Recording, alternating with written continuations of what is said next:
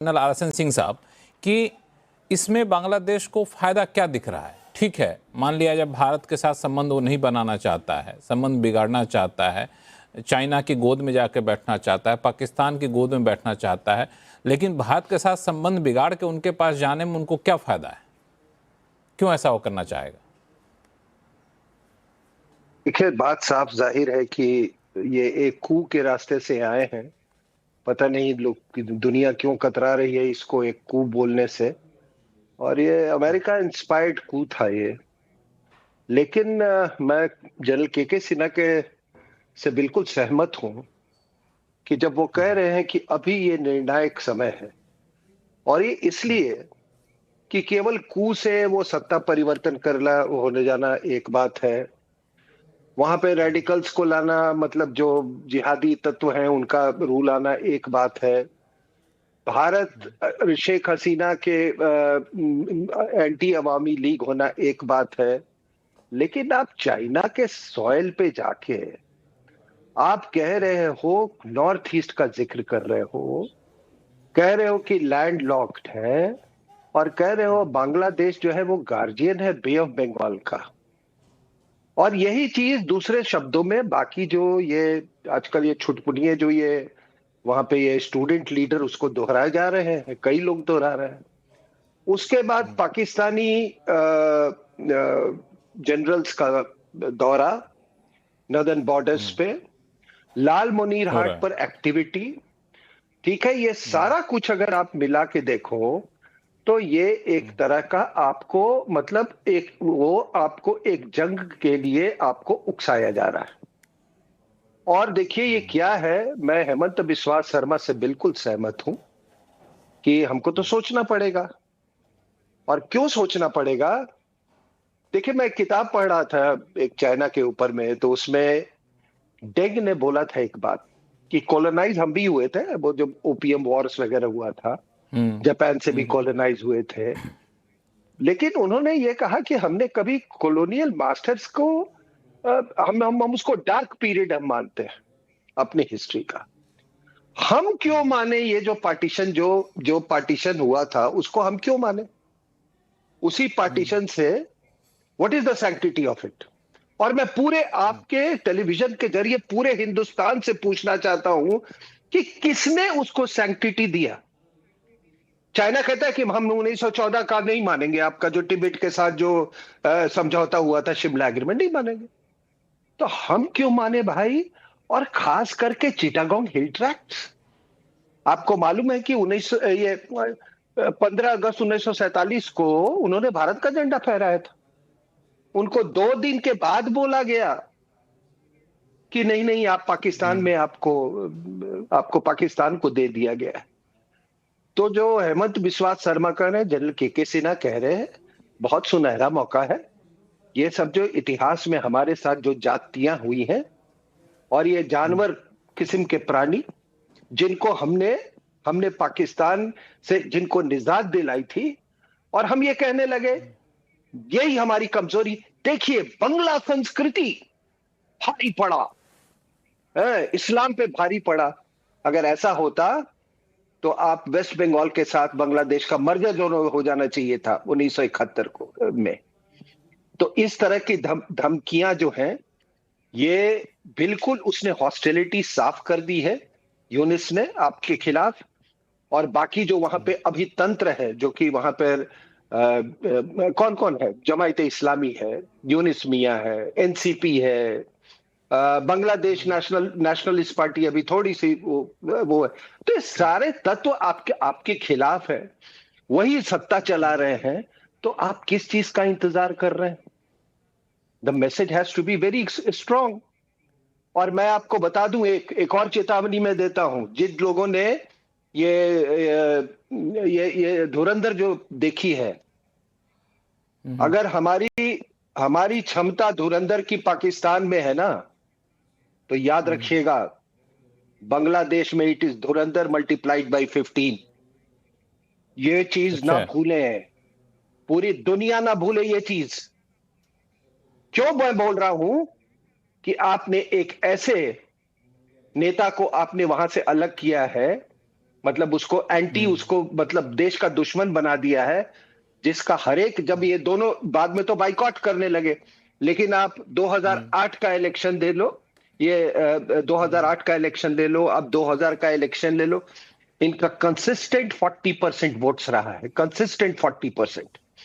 मैं मानता हूं कि चलो 10% फ्लोटिंग वोट्स होते होंगे, मैक्सिमम, उतना कभी होता नहीं, आप तो इसके जानकार हैं सर। तो 3% जो लोग हैं ना, वो इवेपोरेट नहीं कर गए बांग्लादेश से, और इसलिए हमको उस तरह के युद्ध में कोई कम आंकने की कोशिश न करे। हमें काइनेटिक नहीं करना है सर। हमने ढाका में जाके हमने वो अपने हाथ नहीं गंदे करने हैं। हम यहीं से हम धुरंधर इंटू 15 कर देंगे, सिंदूर इंटू 5 कर देंगे, नामो निशान मिट जाएगा।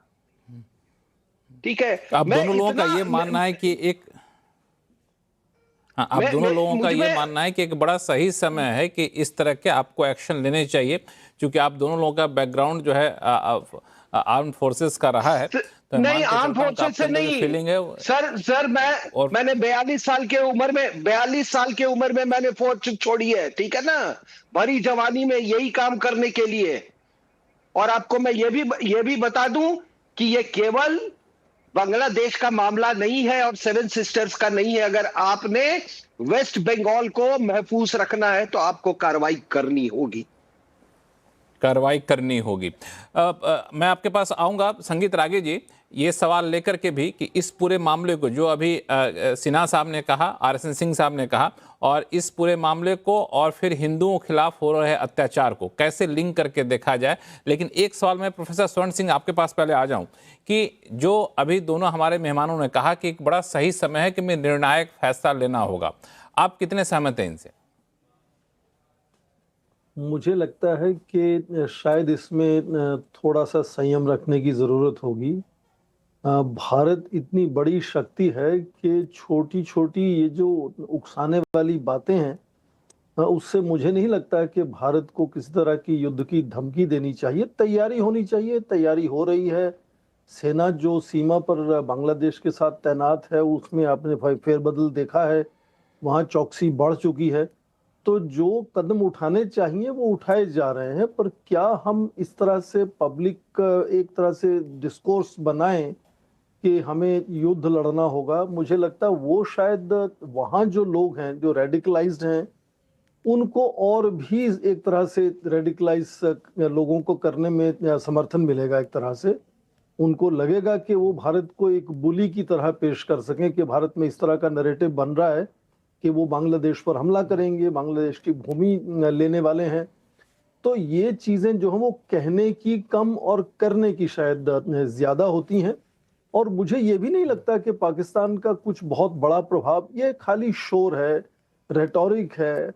आज ही जैसे एक युवा नेता जो है पाकिस्तान मुस्लिम लीग के, वो कामरान सईद उस्मानी, उन्होंने शायद कहा कि यदि बांग्लादेश पर कोई खतरा आता है तो पाकिस्तान उनका साथ देगा वगैरह वगैरह। और इस तरह से पहले भी आतंकी कुछ जो पाकिस्तान में है वो कह चुके हैं कि वो अब उत्तर की तरफ से भारत को हमला करेंगे या नुकसान करेंगे। ये सब रेटोरिक हैं, बातें हैं। इनको कार्यान्वित करने, जमीन पर उतारने में बहुत बड़ी एफर्ट चाहिए। आपको याद होगा कि पूरी बांग्लादेश सेना का जो युद्ध की सोच है, वो एक ही उन्होंने युद्ध की सोचा था, लड़ा था। मुक्ति वाहिनी, आपको याद होगा, वो युद्ध पाकिस्तान से लड़ा था। तो उनको भारत के साथ युद्ध करने की मुझे नहीं लगता कि इस तरह की कोई सोच भी सामने आ सकती है। उनको साफ मालूम है कि भारत की सेना इसमें प्रोफेसर स्वर्ण सिंह साहब, जो बाकी दोनों मेहमानों का जो लॉजिक था, जो आधार था, या फिर कहें जो ट्रिगर था ये इस तरह की बातों करने का, वो ये था कि जिस तरीके के बयान पाकिस्तान की तरफ से आ रहे हैं, जिस तरह से चाइना की सरगर्मी बांग्लादेश के सरजमी पे ज़्यादा बढ़ रही है, वहाँ पे स्ट्रेटेजिक लोकेशन पे अपने इंफ्रास्ट्रक्चर खड़े कर रहे हैं, ये हमारे लिए एक बड़ा चैलेंज है। और जिस तरीके के यूनुस के बयान आ रहे हैं, इन दो तीन चीज़ों को देख करके हमारे दोनों मेहमानों ने ये कहा था। इसको आप कैसे इग्नोर करेंगे? ठीक है, छिटपुट नेताओं ने जो विद्रोह कर रहे हैं उसको छोड़ भी दिया जाए तो नहीं, इग्नोर करने की बात मैं नहीं कह रहा हूं। मैं ये कह रहा हूं कि क्या हम उत्तेजना में कुछ ऐसा नैरेटिव पूरे देश में बना दें कि अंदरूनी तौर पे ही भारत का लोकतंत्र ये मांग करना शुरू हो जाए कि हमें किसी तरह का अपना शक्ति प्रदर्शन करना चाहिए बांग्लादेश के विरोध में, ऐसा पब्लिक डिस्कोर्स बनाने से मैं ये कह रहा हूं कि वहां जो एक्सट्रीमिस्ट रेडिकल फोर्सेस हैं उनको बल अपना मिले। नरेटिव और उनको बल मिलेगा, और उनके साथ साथ पाकिस्तान, चीन और दूसरे देश भी उनके साथ जुड़ने की कोशिश करेंगे कि देखिए ये छोटा देश आज संकट में है।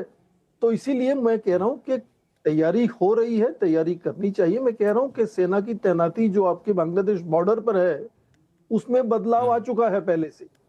तो ये नहीं कि तैयारी हो नहीं रही या भारत अपने आप की सुरक्षा नहीं कर पाएगा, पर क्या इस तरह का हवा हमें खड़ा करना चाहिए भारत अपने यहाँ अपने देश में कि फिर जब सरकार को मुश्किल हो सकती है। देखिए यदि पूरा लोकतंत्र एक आवाज में कहना शुरू हो जाए कि ये भारत को कुछ शक्ति प्रदर्शन करना ही होगा, तो सरकार पर भी दबाव बनता है, फिर कुछ ना कुछ करना पड़ता है। आपने देखा होगा पहले भी ऐसे हुआ है। तो मुझे ये कहना है कि कैसे उनको कंट्रोल में किया जाए। साफ जाहिर है जो मुख्य सलाहकार हैं डॉक्टर यूनुस, उनका पॉलिटिकल बेस तो अंदर कुछ है नहीं। कुछ ये अमेरिकन ताकतें हैं या कुछ चीन में ताकतें हैं, पाकिस्तान में, जो उनके साथ जुड़कर वो सत्ता में बना रहना चाहते हैं। शायद चाहते हैं कि वो राष्ट्रपति बन जाएं बाद में। अपना वो एक तरह से पॉलिटिकल कैरियर किस तरह से आगे बढ़ सकता है। अब देखें नेपाल में कितनी जल्दी उन्होंने चुनाव घोषणा भी कर दी है।